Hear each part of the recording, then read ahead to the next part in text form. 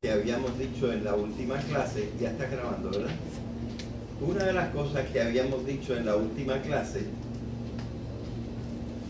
es que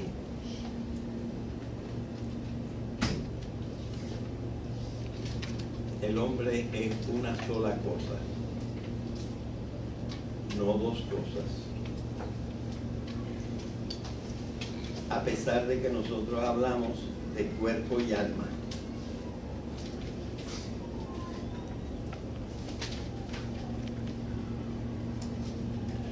Pero dijimos que a través de la historia, bueno, esto no se lo he dicho tanto a ustedes, digo sí, a ustedes sí se lo dije. A través de la historia, una gente insiste en decir que son dos cosas y otra gente insiste en decir que son una cosa.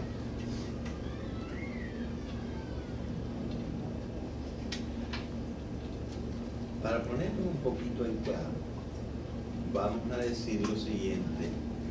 Todo esto es unas maneras de hablar que no son 100% precisas, pero nos dan una idea.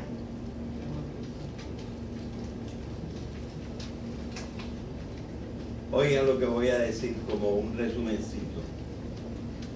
En nosotros, la cosa es el cuerpo, o sea, lo biológico.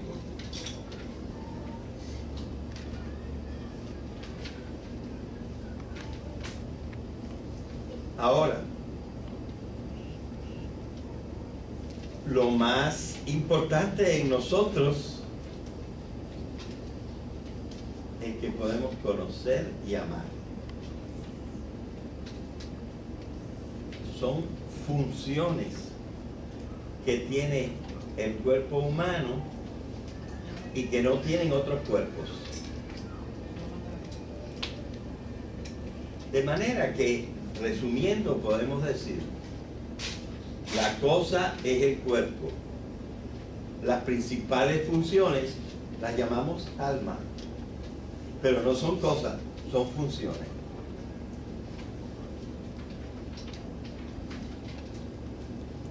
¿Está entendido? Bien. Vamos a decir otra cosa que se deriva de lo que explicamos el viernes. Y lo podemos poner así.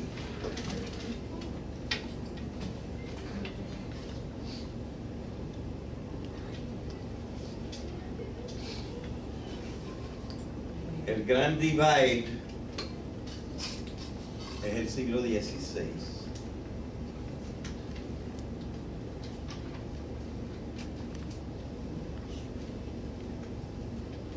Y en los dos, tanto de un lado como del otro, ha habido dualistas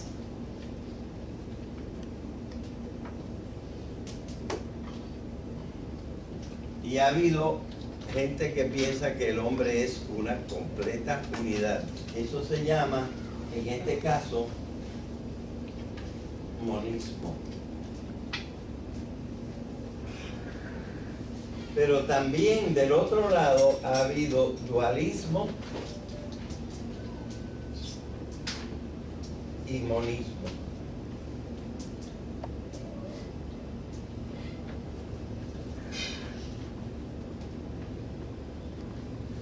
Entonces, si ustedes recuerdan bien, en el dualismo citamos a Platón, a Plotino y hasta a San Agustín. Y en el monismo citamos a Aristóteles y a Santo Tomás.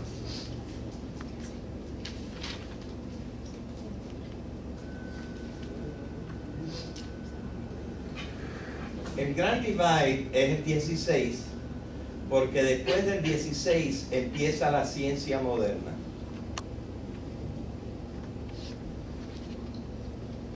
y mejora mucho las matemáticas, entre otros con Descartes.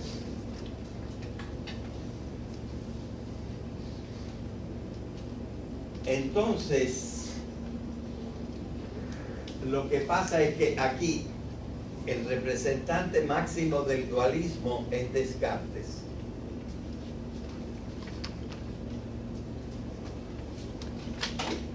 ¿Quién me cita las dos partes de Descartes? Lo que decía él que había en el hombre.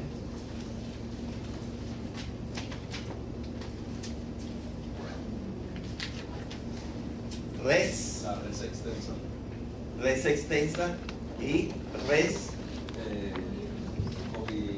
cogitans. ¿Cómo se dice cogitans en español? Piensa. Pensante. Entonces, una cosa extensa y una cosa pensante en el hombre. Porque res quiere decir cosas.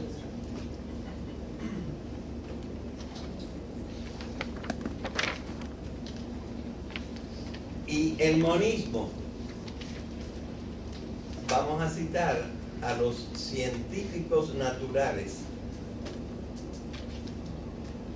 es decir, de las ciencias naturales, mayormente de la física, de la química, etc. También de la biología y también de la psicología.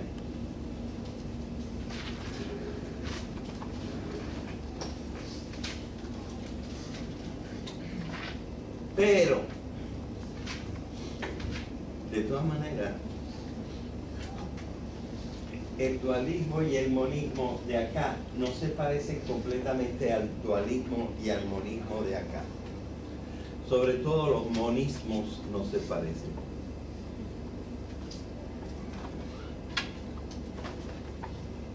Yo les diría lo siguiente. Yo personalmente, el profesor de ustedes, estoy más conforme con las formulaciones del monismo de Santo Tomás. Y les repito la frase que habíamos dicho de Santo Tomás. El cuerpo y el alma no son dos sustancias. Y les recuerdo que sustancia quiere decir básicamente hoy cosas. El cuerpo y el alma no son dos sustancias,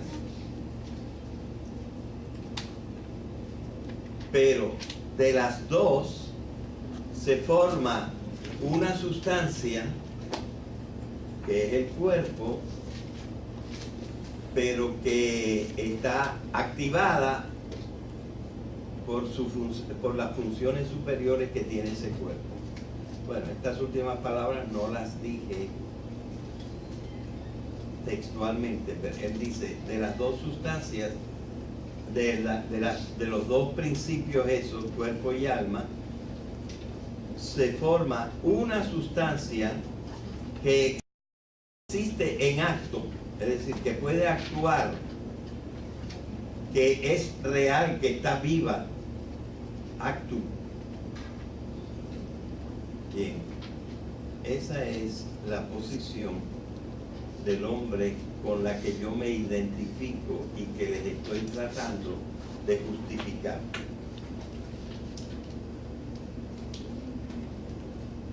¿Qué pasa con el dualismo después del siglo XVI? Mayormente el de Descartes.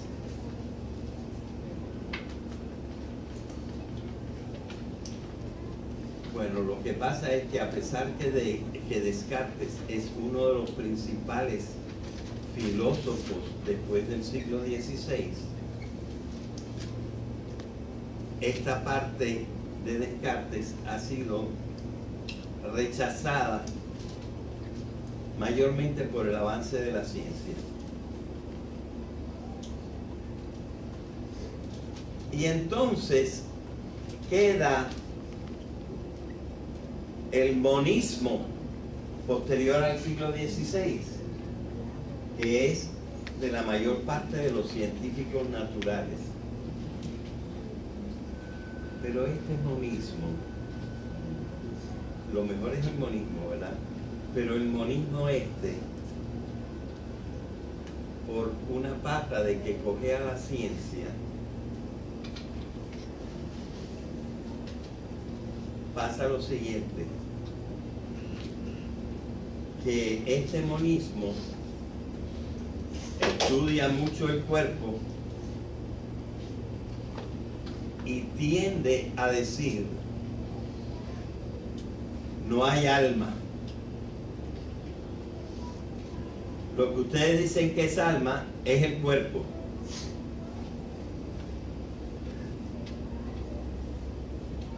Es el cuerpo también.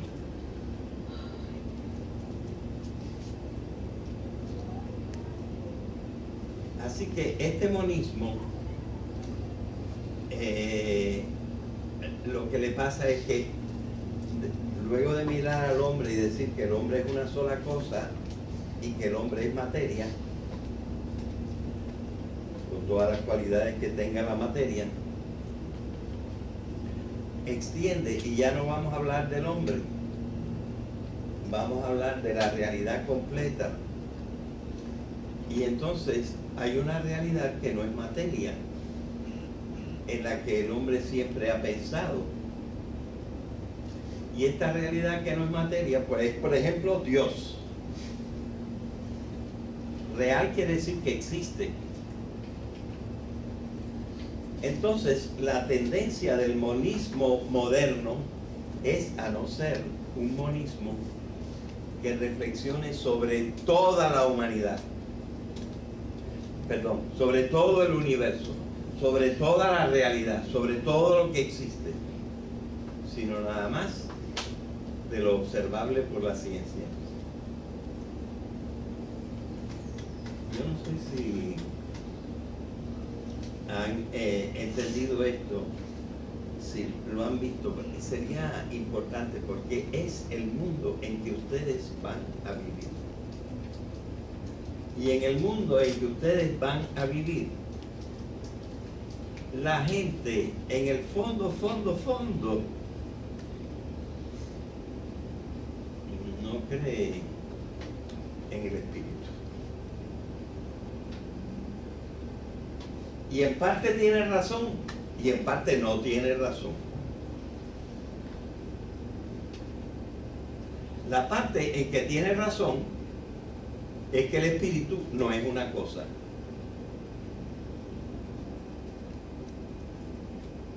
La parte en que no tiene razón es que se trata de una quimera, de una ilusión, de algo, pero que no es real, porque lo real y concreto es la materia.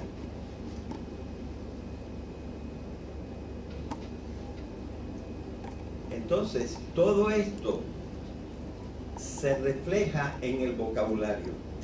Y una persona inteligente y culta se da cuenta qué piensa aquel que está hablando con él.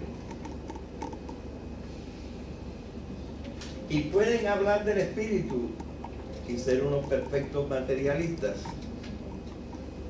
Y pueden no hablar del Espíritu y decir existe una sola cosa y pensar que esa cosa es extraordinaria, que no se parece a nada más, porque el hombre no se parece a nada más, excepto en todo caso a Dios.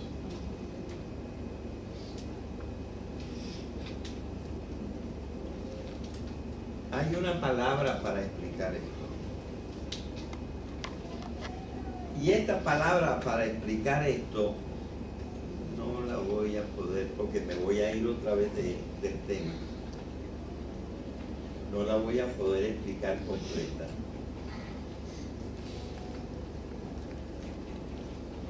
Pero la voy a escribir la palabra. La voy a escribir por acá, pero no tiene nada que ver con acá.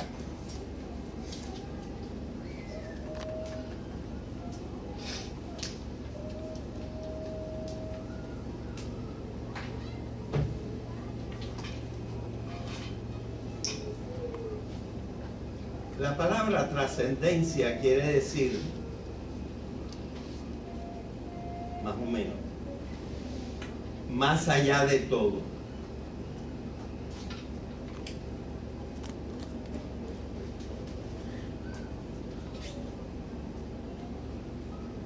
El primer ser trascendente, de abajo para arriba, es el hombre.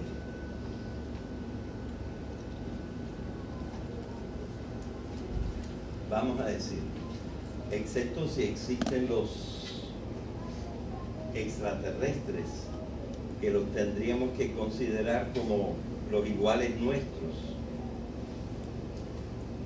Excepto si existen los extraterrestres, el único ser que nosotros conocemos que piensa y ama es el ser humano. Entonces, fíjense, voy a hacerlo hasta físicamente. El hombre es el único ser que trasciende, que va más allá de lo que es todo el resto de la realidad.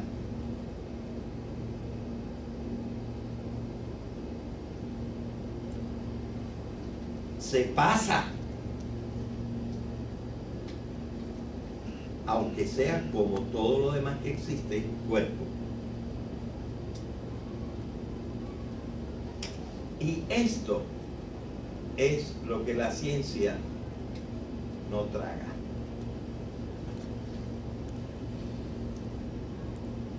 Se para, se detiene, se acabó, no seguimos para adelante.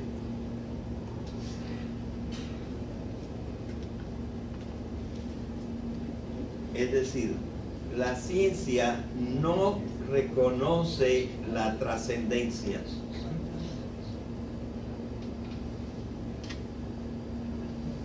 Entonces, evidentemente, no puede pensar del cuerpo humano lo que en realidad es el cuerpo humano,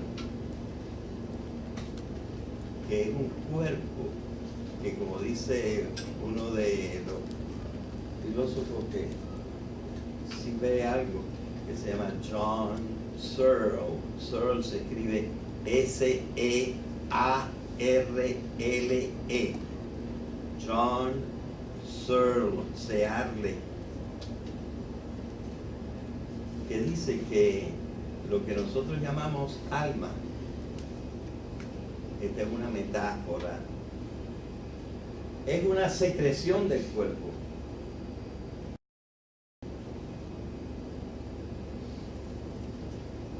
Si dijera la palabra función, entonces lo estaba diciendo más en serio.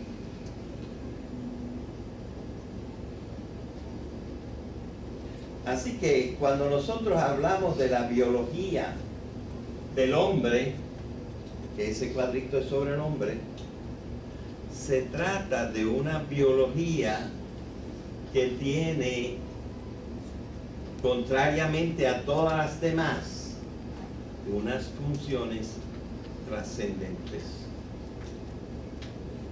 Y las funciones trascendentes son pensar y amar, mayormente. Así que es una biología especial la que tiene el ser humano. Y en el fondo, todo lo que está después de lo biológico son funciones. Lo biológico es lo sustancial.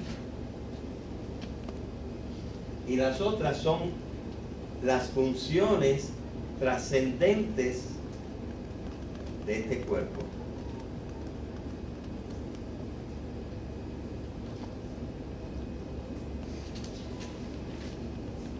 Bien, esta no es la única visión del hombre. Es la visión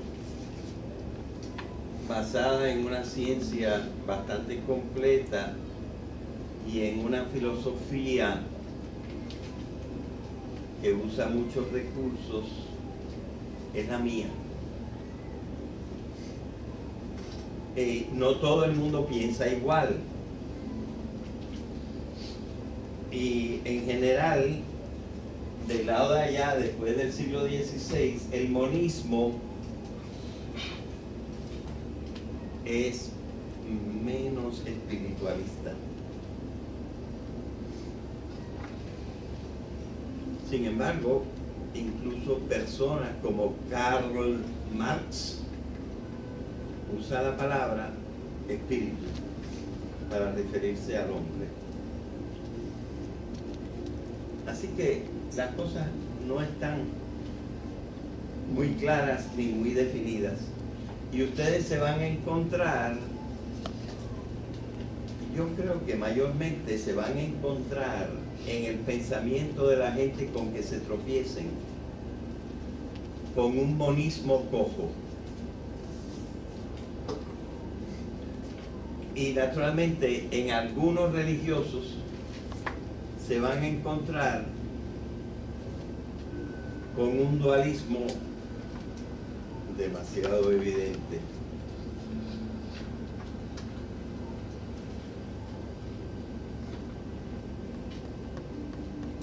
Les voy a decir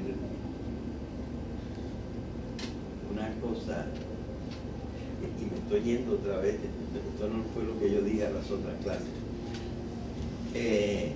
Les voy a decir una cosa. Hay un detallito de la religión cristiana que es absolutamente formidable. Y fue el detallito que le preguntaron a Jesús en su juicio.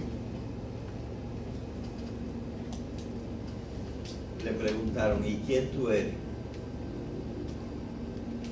Y en el fondo él dijo, ustedes ven que yo soy un hombre. Yo soy el Hijo de Dios. Y esto no parece nada. Pero culturalmente significa un cambio total. Cuando Caifás y Anás y toda esa gente, los sumos sacerdotes, oyeron eso, se rompieron las vestiduras, rasgaron las vestiduras. Nunca hemos oído una blasfemia más grande. Que hay alguien que se pueda comparar a Dios. Olvídense de la fe. Piensen nada más ahora en el esquemita. La misma persona es las dos cosas, como cuerpo y alma. Monismo.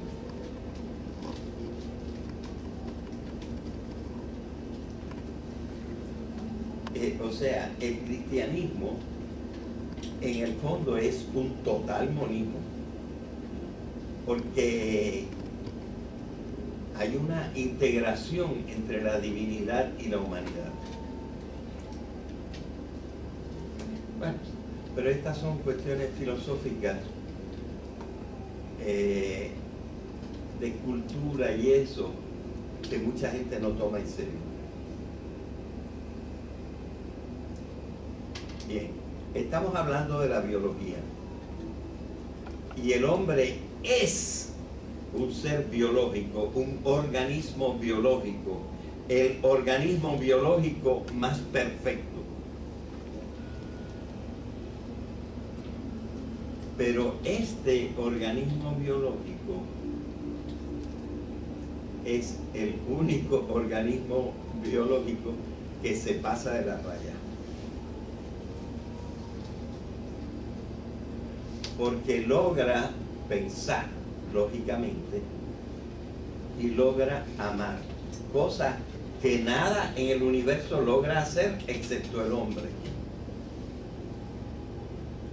O sea que ya el hombre es lo que pudiéramos llamar, si se admite el concepto, un ser trascendente, que se pasa de la raya.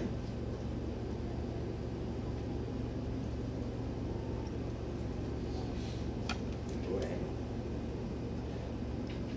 pero ahora voy a presentar una visión ligeramente diferente para decir que eso de pensar y amar no es la primera vez que en el universo se presenta algo trascendente. Hay otra cosa un poco más elemental que también es trascendente. O sea, esta es la segunda vez que se rompe el límite con el hecho de que el hombre piensa y ama. Pero hay una primera vez que no solo el hombre, sino una partida de otros seres rompen una barrera. Y me va a ser un poquito difícil explicar la barrera que se rompe. Antes de la barrera superior, que es que tenemos la función de conocer y amar, hay otra función, hay otro nivel más abajo en donde ya rompemos una barrera.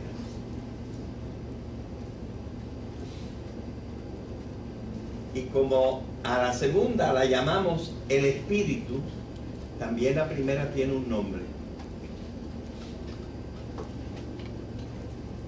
Se llama la vida. No todo el universo tiene constituyentes inmediatos vivos.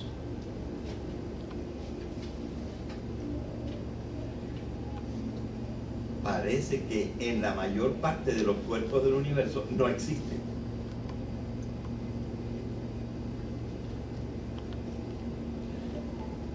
Ahora, la vida no es simplemente que ¡pam! Hay algunos que se mueven. Eso no es la vida. La vida es una transformación tremenda de la realidad.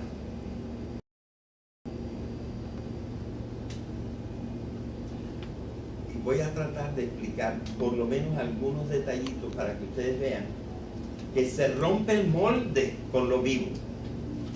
El molde que llevaba el universo con sus cuerpos se rompe. Porque ese universo con sus cuerpos, ya desde hace mucho tiempo hemos estudiado y aprendido y está bien reconocido.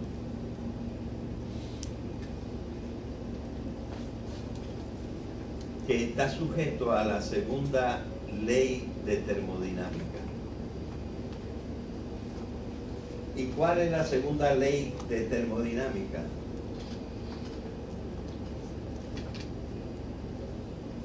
La degradación de la energía.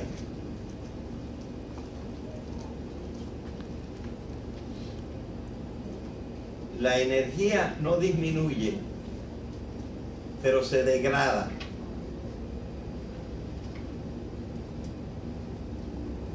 ¿Alguien de ustedes sabe cómo se llama ese fenómeno? De la degradación de la energía. Sí lo saben, pero no lo recuerdan. Se llama la entropía.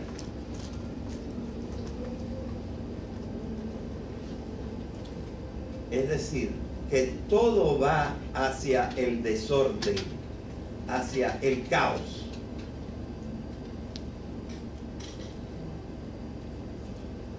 Y en la práctica lo vemos, por ejemplo, en el hecho de que nosotros con electricidad, en un segundito tenemos calor. Podemos buscar calor. Porque ahí la energía superior es la electricidad y el calor es la inferior.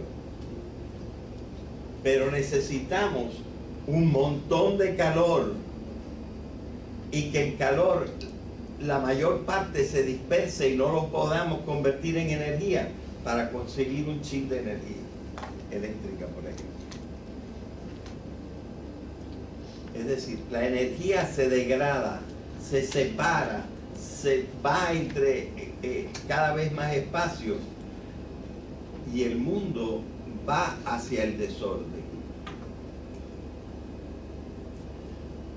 Y eso sigue así todavía, ahora que hay seres vivos, eso sigue así todavía. Pero en los puntitos vivos, que somos los animalitos y nosotros y las plantas, en los puntitos vivos, comprobado por los físicos, la energía, al contrario, se concentra y crece. Estamos hablando de las características de lo biológico. Lo biológico es lo que está vivo. Y esto que está vivo, en su pequeño ámbito, en el ámbito de lo vivo, no en el ámbito de todo el ambiente, pero en el ámbito de lo vivo, se revierte la ley de la entropía.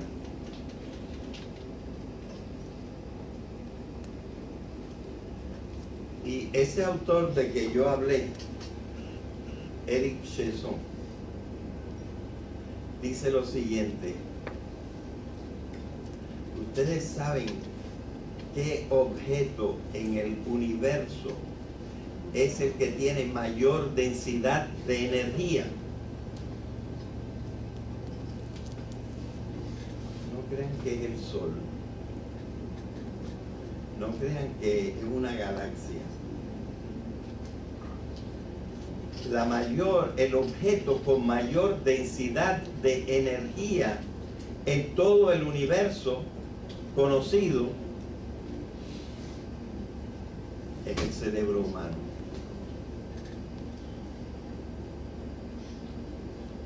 Pudiéramos decir la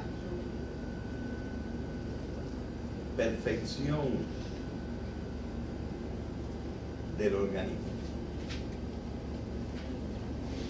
No conocemos nada más perfecto. Y cuando yo estoy hablando de densidad de energía, estoy hablando de medida por la física, no energía espiritual o quién sabe qué. No, la energía que hay en la fórmula de Einstein, que E es igual a m por el cuadrado de la velocidad de la luz. La densidad de energía, es decir, la relación entre la cantidad de materia y lo que puede hacer, ergon quiere decir trabajo, en ergon, energía, la relación entre la poca cantidad de materia y la potencialidad, no hay nada en el universo que se le compare al cerebro humano.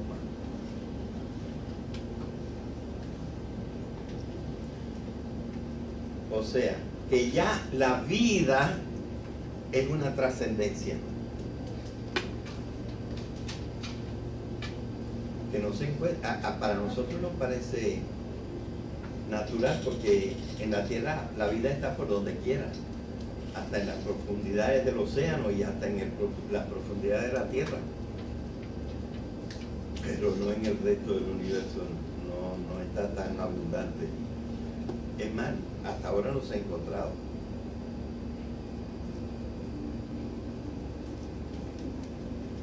Excepto la idea de los extraterrestres. Bueno, así que fíjense ustedes que estamos hablando de una biología, que estamos hablando primero de una física, pero esta física ya ha subido al nivel de la química y ha subido al nivel de la biología, y la biología es ya una primera trascendencia de lo que se ve en el universo, que es que todo decae, que el orden, en vez de aumentar, disminuye, excepto en los seres vivos. Y en este ser vivo especial, que es el hombre, se rompe una segunda barrera. que es que el producto del organismo, ese sí, no tiene extensión. Ciertos productos del el pipí sí, y la caca, pero el producto del organismo humano, y tampoco el hijo también, pero el pensamiento y el amor no son concretos en el sentido en que es concreta la materia. Ese sí que es una trascendencia del carajo arriba.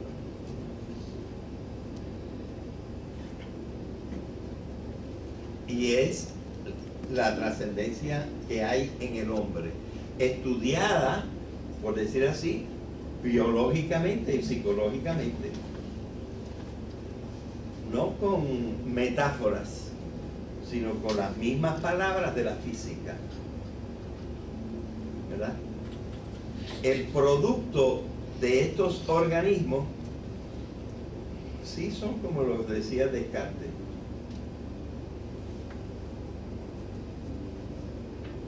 No tienen extensión, tienen otra realidad. Otra realidad no. Otra manera de ser.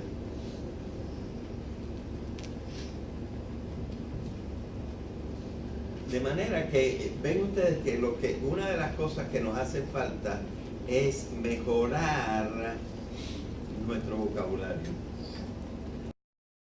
Porque espíritu puede querer decir cualquier cosa, cuerpo puede querer decir cualquier cosa, alma puede querer decir cualquier cosa. Porque la gente no precisa, ¿verdad? Bien. Recuerden que les dije que en esta clase íbamos a decir: el ser humano es un ser de la realidad y como tal está hecho de materia, pero esta materia es una materia que lleva millones y millones de años evolucionando. Por eso digo que la naturaleza humana tiene lo biológico, pero esa biología toda es evolutiva. Es decir, es parte de un proceso.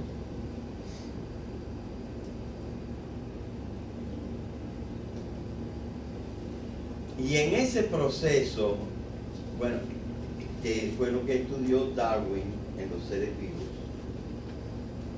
pero que ahora nosotros hemos estudiado, cuando digo nosotros es la humanidad, porque yo no lo he estudiado todo, pero la humanidad ha estudiado, ¿verdad?, en la física, cómo pasa de la simple radiación a la materia, cómo se constituye la materia y cómo la materia no se queda quieta, sino que la materia cada vez se, oigan la palabra, complexifica. Se va haciendo cada vez más compleja. ¿Y qué quiere decir más compleja? Bueno, hay varias formas de decirlo. Pero una de ellas es, va adquiriendo más tipos de orden. Lo contrario del caos. El caos es el desorden. Y la materia de radiación pasa a materia. De materia se incrementa en la unión todavía física de moléculas. Las moléculas llegan a tener transformaciones químicas. Las transformaciones químicas convierten los complejos corporales, materiales, los convierten en cosas cada vez más complejas, y de la complejidad surge la vida, y de la vida, después de mucho tiempo, surge el pensamiento y el amor.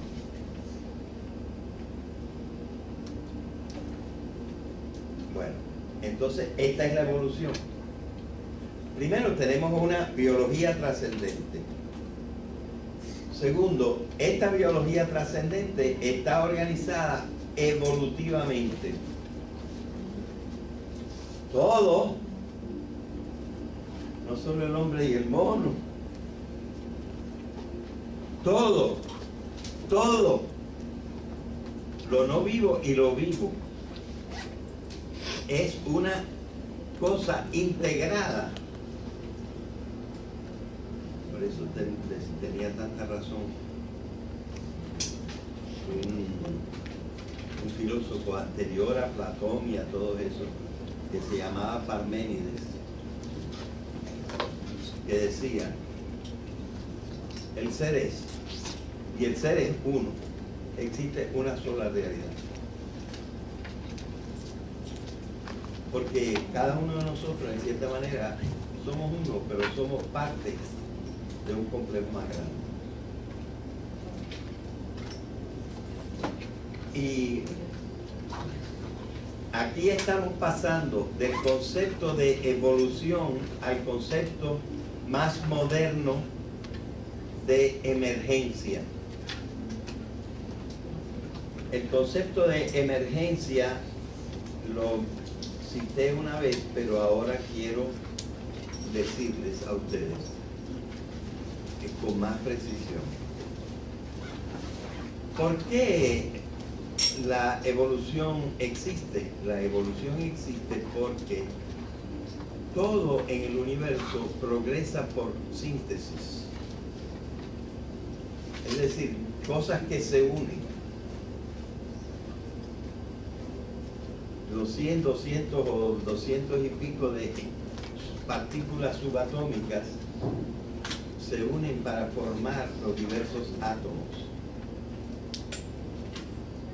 Los átomos se unen para formar moléculas. Las moléculas se convierten en autorreguladas, es decir, la vida. Y las moléculas autorreguladas siguen complejificándose hasta que surge, por ejemplo, la percepción que tienen todos los animales. Surge ¿cómo se llama eso que las plantas hacen con la atmósfera y el sol y la luz? ¿Ah? Fotosíntesis, ¿verdad? La fotosíntesis. Es decir, todas estas cosas van creando un entorno, van creando una unión entre todos los elementos. Y entonces, fíjense lo que es la emergencia. Porque a nosotros no se nos ocurre por qué puede ser que lo más salga de lo menos. ¿Por qué de un animal inferior sale por síntesis, es decir, uniéndose con otra cosa, un animal más elaborado como por ejemplo el vertebrado? ¿Por qué sale? Sale porque al animal inferior se le unen características del medio ambiente que no eran él, pero que se convierten en nuevas características de él. Y entonces, entre la contribución del entorno y de un constituyente individual más bajo, se forma un constituyente individual superior. Y esto es la emergencia. La emergencia es que en el proceso de la síntesis un organismo adquiere más funciones que las funciones que tenían los elementos de que proceden. Y el ejemplito fácil que di es el del agua. El agua es hidrógeno y oxígeno. El hidrógeno no moja. El oxígeno no moja. Cuando se forma la síntesis del hidrógeno y el oxígeno, que se forma el agua, moja. Tiene una nueva función que no estaba en los elementos cuando esos elementos no estaban sintetizados. Esa es la emergencia. Y así sale también la inteligencia y la voluntad del amor. Entonces, recuerden, somos seres materiales. Estos seres materiales han trascendido 2 veces su propia realidad. Primero, haciéndose vivos. Segundo, haciéndose conscientes. Y esa es la materialidad que nosotros tenemos. La materialidad del hombre. ¿Ok? Me parece que ahí nos podemos quedar.